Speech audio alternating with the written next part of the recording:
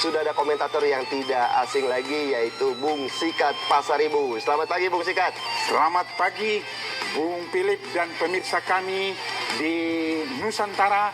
Di rumah saat ini kami menyapa Anda, Horas untuk Indonesia, Horas untuk Tipuan, Horas untuk kita semua. Horas petinju Indonesia ya, Bung Sikat. Bung Sikat, ya, kita akan menyaksikan pertarungan antara Fernando Guerrero menghadapi Jose Medina. Apa yang kemudian bisa digarisbawahi dari pertarungan yang berlangsung pada 14 Juli 2012 di Mandalay Bay Hotel and Casino, Las Vegas, Amerika Serikat ini? Ya, Bung Philip dan pemirsa kami di rumah, Fernando Guerrero dengan Jose Medina ini mempunyai latar belakang yang jauh berbeda. Jika Fernando Guerrero petinju amatir yang sangat matang dan maju di Olimpiade Junior Amerika dan mengalahkan supporter, sementara Jose Medina petinju Meksiko yang kita ketahui bahwa Meksiko itu gudangnya petinju dunia.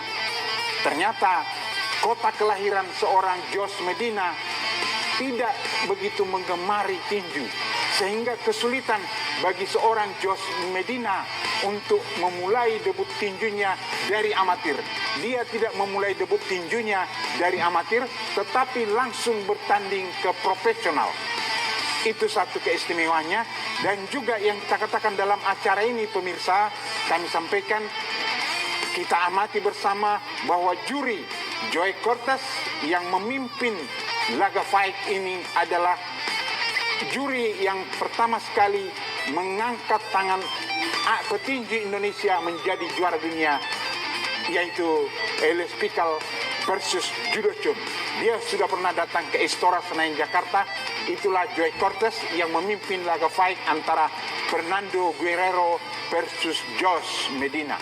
Baik, terima kasih. Fakta yang sangat menarik yang diberikan oleh Bung Sikat Pasaribu. Dan pecinta Sport One, langsung saja kita akan menyaksikan duel antara Fernando Guerrero menghadapi Jose Medina. Selamat menyaksikan.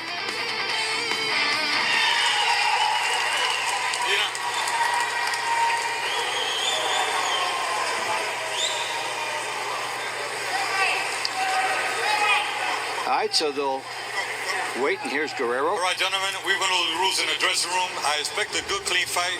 Protect yourselves at all time. And remember, guys, I'm fair, but I'm firm. Touch them up. All right, so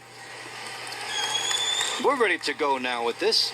Guys who 2 pounds over the middleweight limit, so Guerrero and Medina with options in future fights to either go down 2 pounds or get comfortable in this 168-pound division. Some blood coming from the bottom of the nose of Medina.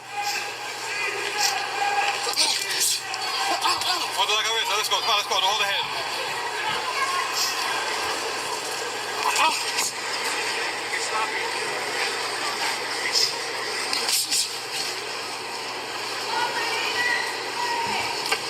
Guerrero has pretty good KO percentage. Guerrero tampak lebih dominan dan sepertinya satu level di atas seorang Jose Medina. Bung Sikat Pasaribu, betul sekali. apa yang bisa Anda sampaikan? Bung Philip dan pemirsa kami di rumah, kita sudah sama-sama menyaksikan pertandingan yang barusan kita lihat di layar kaca TV One.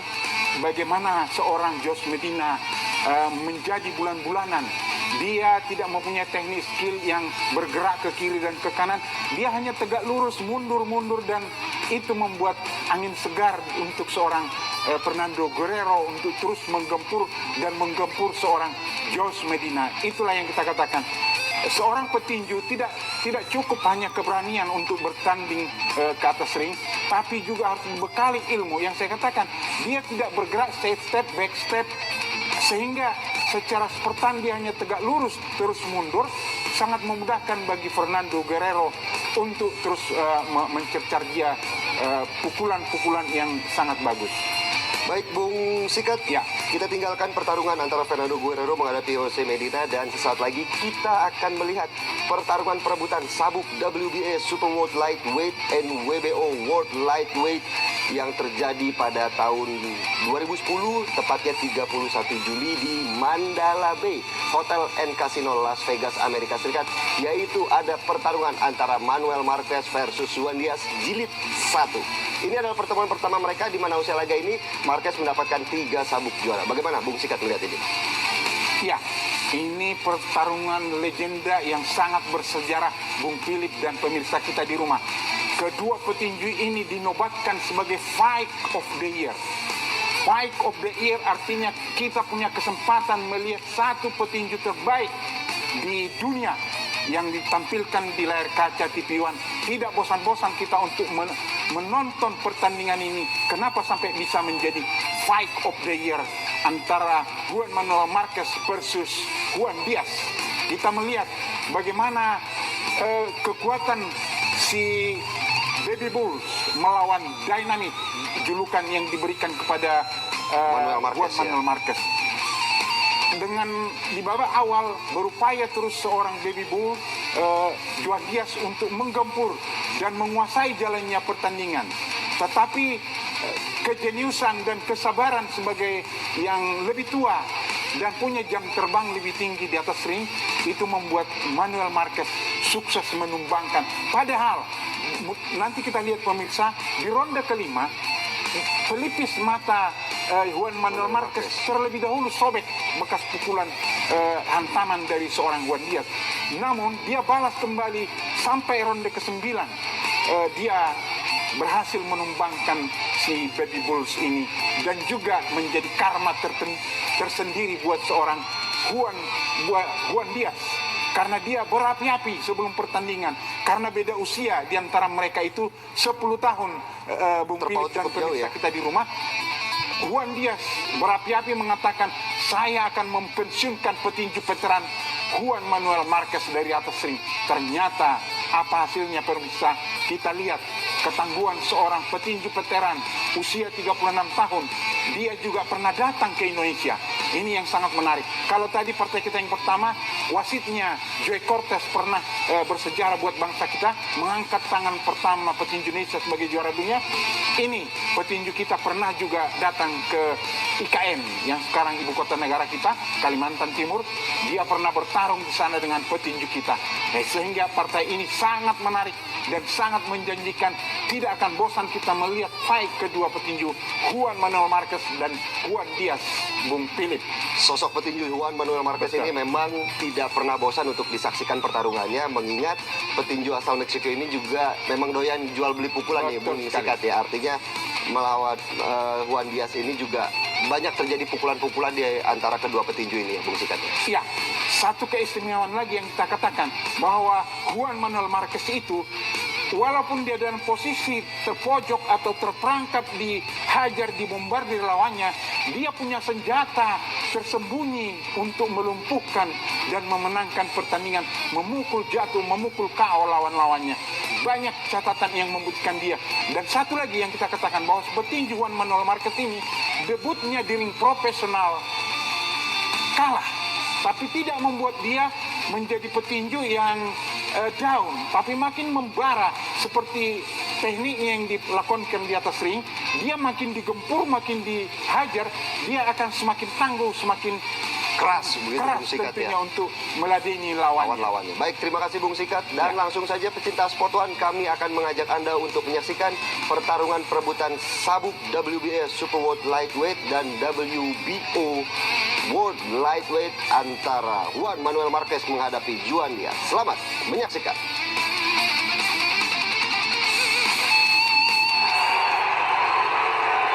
And that left uppercut. And here's a left hook that he catches with the head, which he just simply didn't see the punch.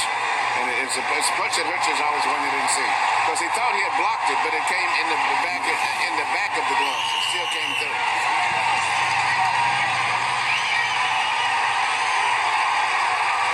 Now for the first time, the test is going to be how can Diaz handle adversity. Eighth round was a huge round for Juan Manuel Marquez.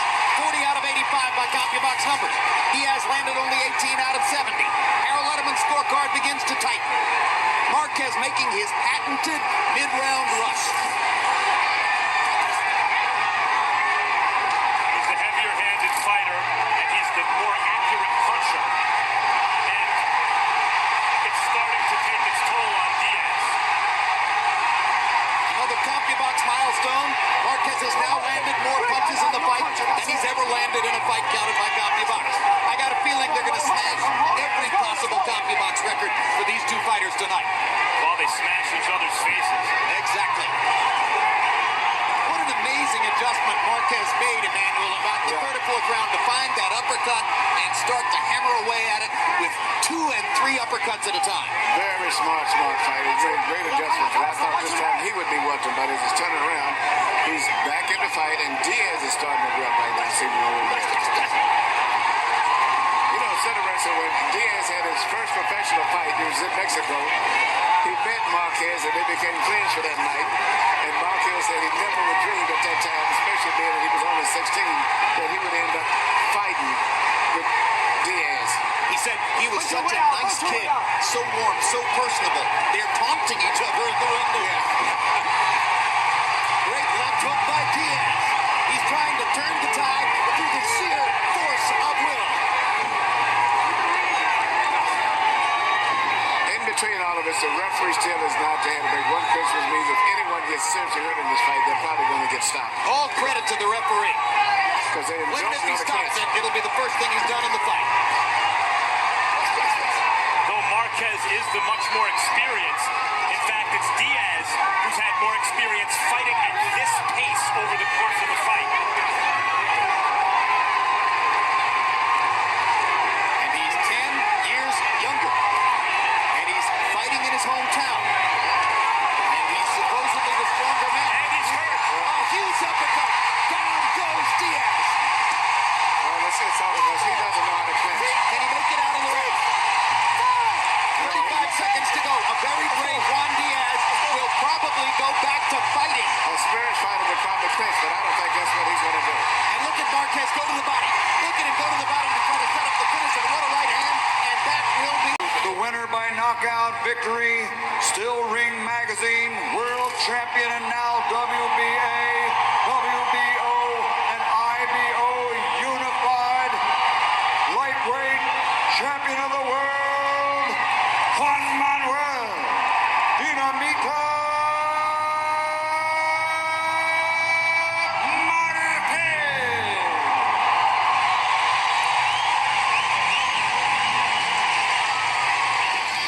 Ya, pecinta Sport One, tadi kita sudah menyaksikan bagaimana keseruan dari pertarungan antara Juan Manuel Marquez menghadapi Juan Diaz. Kemudian, Bung Sikat, Ya. apa yang bisa digarisbawahi dari pertarungan kedua petinju ini? Luar biasa. Juan Manuel Marquez juara dunia 4 divisi. Catatan rekornya tidak cukup waktu 1 jam menjelaskan kepada pemirsa kita di sini. Dia petinju yang 4 kali bertarung dengan Manny Pacquiao. Ditawarin lagi untuk rematch.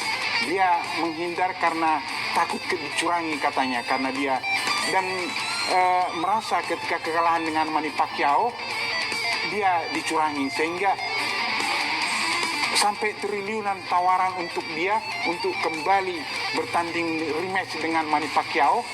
Dan kita sampaikan, dia kalau kita ibaratkan di Indonesia seorang pegawai negeri di Meksiko. Jadi cukup mapan hidup dia sehingga berbagai tawaran dengan Miguel Cotto juga dia belum jadi juga untuk rematch. Dan kembali yang kita katakan, dia petinju Meksiko yang mencatatkan rekor juara dunia di 4 kelas berbeda. Itu catatan yang istimewa tentunya. Dan yang kita katakan, pantang mundur dan tidak memilih-milih lawan, itu catatan kita yang bisa disampaikan pemirsa tentang Juan Manuel Marquez. Apakah ini bisa dibilang merupakan titik emas dari seorang Dinamita, Bung Sikat? Betul, Bung Philip. Di usianya yang sudah 36, dia tetap menunjukkan prestasi yang sangat gemilang. Dan setelah ini juga, dia masih banyak berhadapan dengan petinju-petinju top. Artinya ini bukan puncak dari prestasi seorang Juan Manuel Marquez, tapi dia masih terus menunjukkan melawan petinju Marco Antonio Barrera, salah satu legenda Meksiko yang juga selalu disandingkan. Seperti yang update sekarang pemirsa, antara Saul Canelo Alvarez dan Jaime Mangui. Satu negara, tapi disanding-sandingkan kekuatan kemampuan mereka, sehingga itulah persaingan dalam dunia tinju, selalu mencari yang the best. The best. Betul Seperti sekali. program Best World Boxing. Best The World best Boxing. petinju Indonesia. Dan pecinta Sport One, tak terasa 90 menit sudah kami menemani Anda. Ini waktunya saya pamit. Mewakili Bung Sikat Pasaribu dan segenap kru yang bertugas pamit undur diri. Selamat pagi, happy weekend, dan salam Sport One.